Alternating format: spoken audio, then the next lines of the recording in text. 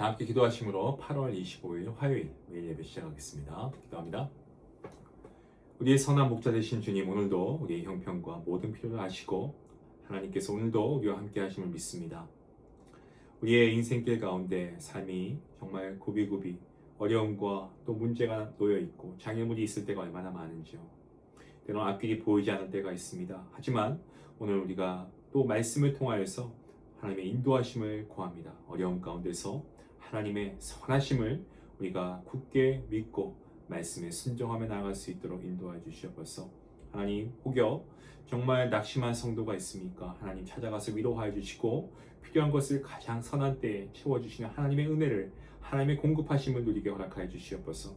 또한 아버지, 우리 또한 하나님께 받은 것들을 그저 우리를 위해 사용하는 것이 아니라 하나님의 받은 은혜와 사랑을 이웃과 함께 또 사랑하는 사람들과 함께 나눌 수 있도록 하나님 베푸는 은혜도 허락하여 주시옵소서.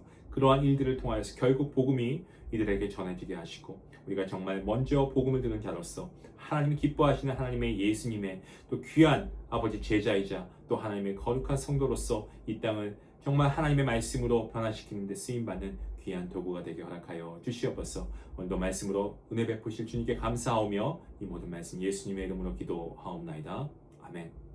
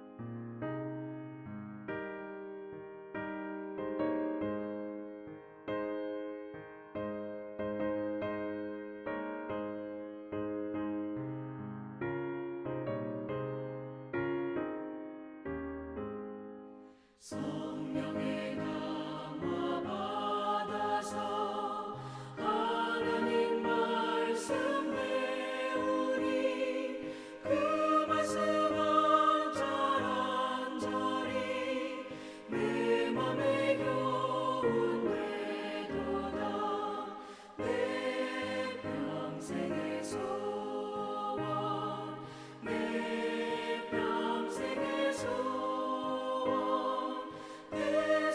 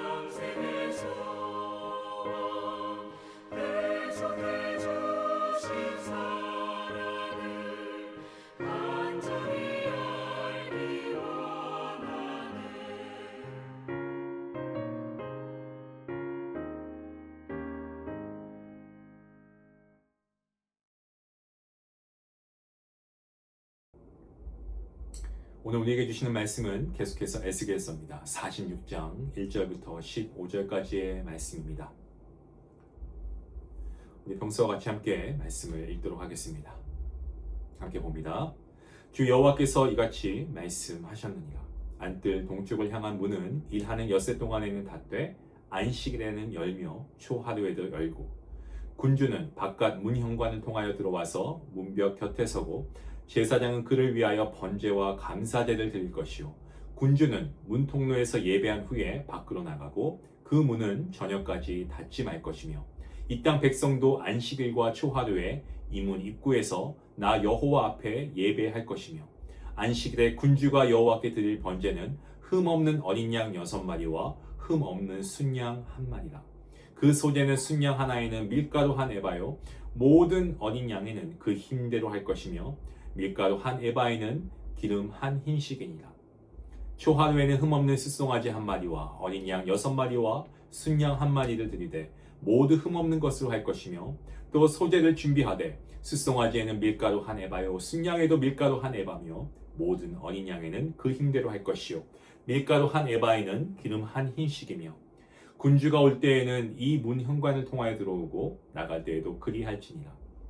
그러나 모든 정한 절기에 이 땅 백성이 나 여호와 앞에 나올 때는 북문으로 들어와서 경배하는 자는 남문으로 나가고, 남문으로 들어오는 자는 북문으로 나갈지라. 들어온 문으로 도로 나가지 말고 그 몸이 앞으로 향한 대로 나갈지며, 군주가 무리 가운데서 있어서 그들이 들어올 때에 들어오고 그들이 나갈 때에 나갈지니라. 명절과 성회 때에 그 소제는 숫송아지 1마리에 밀가루 한 에바요, 순양 1마리에도 한 에바요, 모든 어린 양에게는 그 힘대로 할 것이며, 밀가루 한 에바에는 기름 한 흰식이며, 만일 군주가 자원하여 번제를 준비하거나 혹은 자원하여 감사제를 준비하여 나 여호와께 드릴 때에는 그를 위하여 동쪽을 향한 문을 열고 그가 번제와 감사제를 안식일에 드림같이 드리고 밖으로 나갈지며, 나간 후에 문을 닫을지니라. 아침마다 1년 되고 흠 없는 어린 양 1마리를 번제를 갖추어 나 여호와께 드리고, 또 아침마다 그것과 함께 드릴 소제를 갖추되 곧 밀가루 6분의 1 에바와 기름 3분의 1 흰을 섞을 것이니 이는 영원한 규례로 삼아 항상 나 여호와께 드릴 소제라. 이같이 아침마다 그 어린 양과 밀가루와 기름을 준비하여 항상 드리는 번제물로 삼을지니라. 아멘. 오늘 저희가 에스겔서 46장을 살펴보고 있습니다.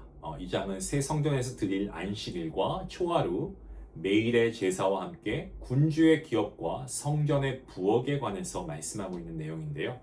이 성전과 예배를 잃고 포로 생활을 하던 이스라엘 백성들에게 이처럼 구체적인 예배의 모습은 하나님께서 반드시 공동체를 회복하시겠다라고 하는 소망의 약속과 다름이 없었습니다. 오늘 말씀을 보시면 안뜰 동쪽 문은 평일에는 굳게 닫혀 있다가 안식일과 초하루에 열렸다라는 것을 우리가 보게 됩니다. 자, 군주도 그 문 앞에 멈추어 서서 제사장이 제사를 드리는 그 동안에는 하나님께 경배해야 했습니다. 아무리 높은 권력을 가진 사람이라고 해도 성전의 질서를 넘어설 수 없었고요. 하나님 앞에서는 자신이 한계가 있는 죄인이다라는 것을 인정해야 했습니다. 예배는 성공과 이익을 향해 달리던 삶을 멈추고 오직 그 시간에 하나님 앞에 엎드려서 내 삶의 주인이 누구이신가를 다시금 확인하는 시간이 예배입니다. 이러한 예배, 우리가 이러한 예배를 드리고 있습니까? 한번 생각해 봐야 되겠죠. 계속해서 말씀을 보면 군주는 예배에 필요한 재물을 마련할 책임이 있었습니다. 하나님께서 그에게 땅과 물질을 주셨는데 개인적인 향락을 위해서 그리 주신 것이 아니고 하나님의 백성을 섬기게 하기 위함이었습니다. 적용해 보면 우리에게 주신 물질과 재능, 어떤 지위도 마찬가지입니다. 이것들은 우리 자신을 위해 쌓아둔 소유물이 아니고요. 하나님과 이웃을 섬기도록 맡겨주신 도구입니다.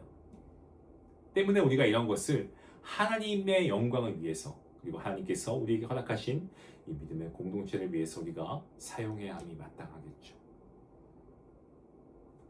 절기에 백성이 성전으로 들어올 때 북문으로 들어온 사람은 남문으로 들어온 사람은 북문으로 나가야 한다라고 말씀합니다. 군주도 어떤 특권을 주장하지 않고 백성과 함께 들어오고 함께 나가야 했죠.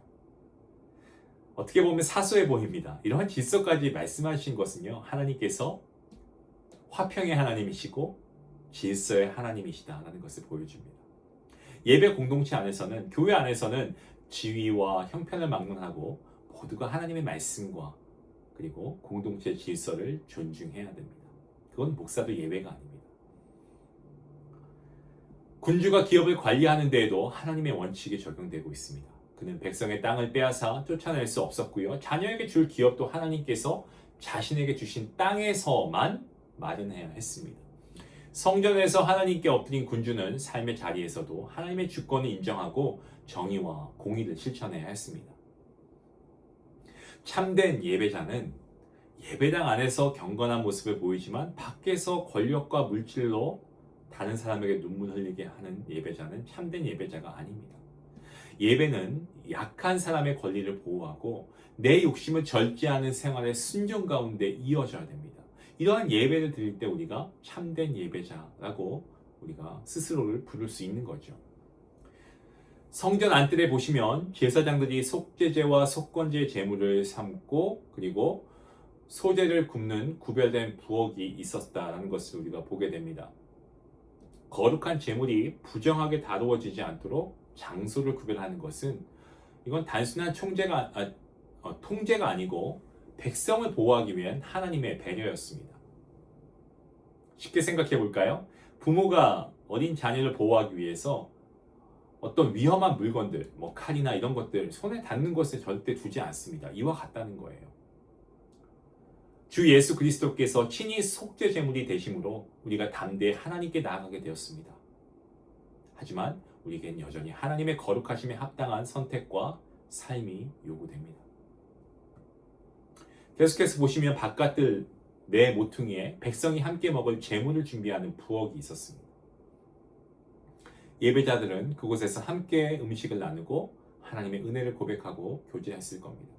예배 공동체는 같은 공간에서 예배만 드리는 사람이 아니고 여러분 신교까지, 교제까지 같이 나아가는 겁니다. 삶과 식탁을 나누고 서로를 돌보고 이게 하나님의 가족이에요. 혼자 예배 드리고 돌아가는데 그치는 게 아니고 교회와 소그룹 안에서 기쁨과 아픔을 함께 나누고 더 나아가서 말씀 가운데 서로의 믿음을 세워줘야 한다는 겁니다. 사랑하는 성도 여러분, 하나님께서 보여주신 회복된 예배 공동체는 하나님 앞에 겸손히 엎드리고 질서를 존중하고 삶에서 정의와 거룩함을 실천하고 그리고 더 나아가서 사랑의 교제, 친교를 나누는 공동체입니다.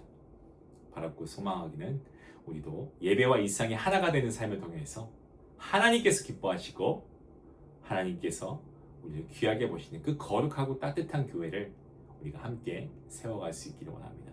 그러한 교회가 될 수 있도록 여러분 함께 서로 격려하고 기도하며 나아갈 수 있기를 원합니다. 기도하시겠습니다. 거룩하신 하나님 감사합니다. 오늘도 말씀을 통하여서 우리에게 귀한 은혜를 주시니 감사합니다.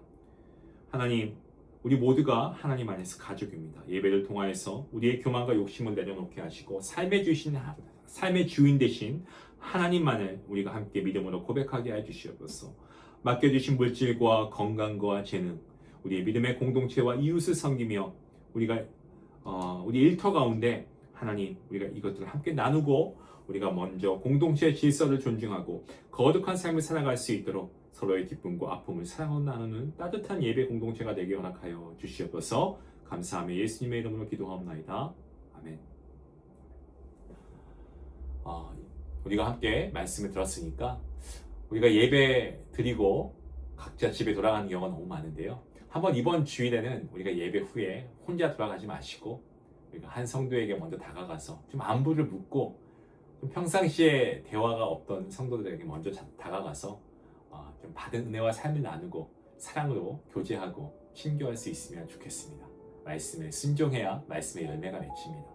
이 말씀 생각하시면서 함께 기도하며 나아가겠습니다. 기도합니다.